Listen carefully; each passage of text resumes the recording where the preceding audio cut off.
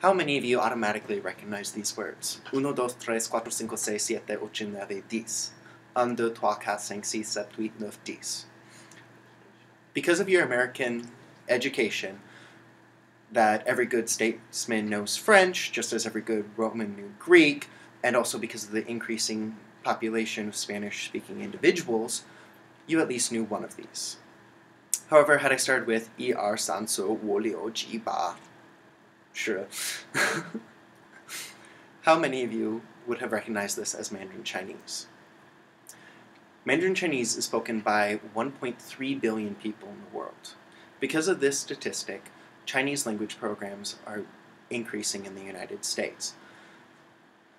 Let me tell you why learning Chinese is important, what groups are supporting Chinese language programs, why Chinese will avoid losing popularity, and what is included in teaching Chinese.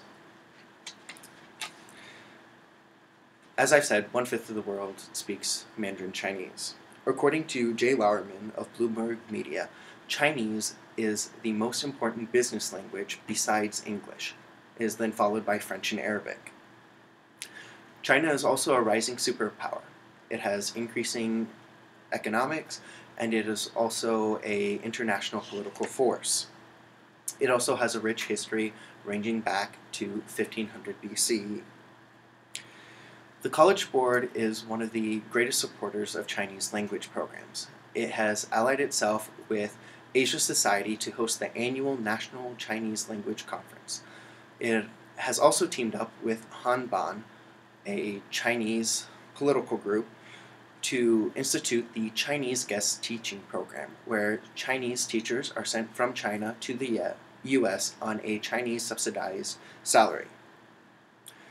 According to S. Dillon of the New York Times, the AP testing for Chinese language programs has risen to the number 3 spot, replacing German.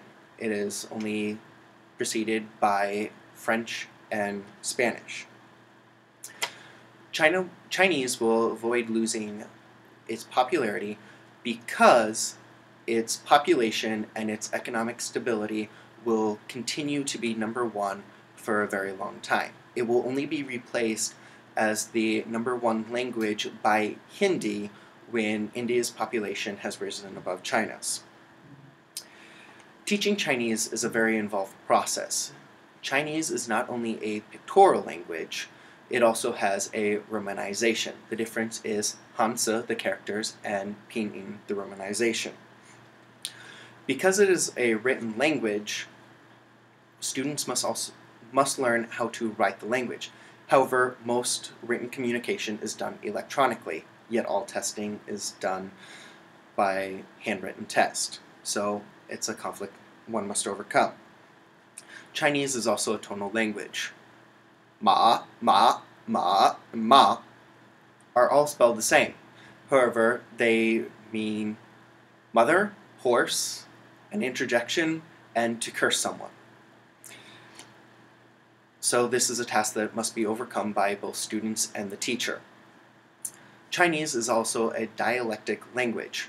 The difference between Qingdao dialect and that of Beijing is colloquial items that don't transfer between the different cities, and also the pronunciation of the R's. In Qingdao, zhi; in Beijing, ri.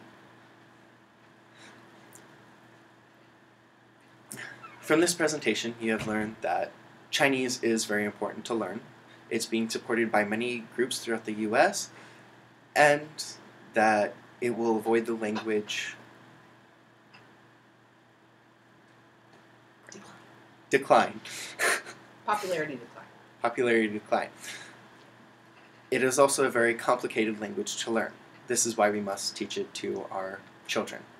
谢谢. Consider only doing the first 3 numbers instead of all 10.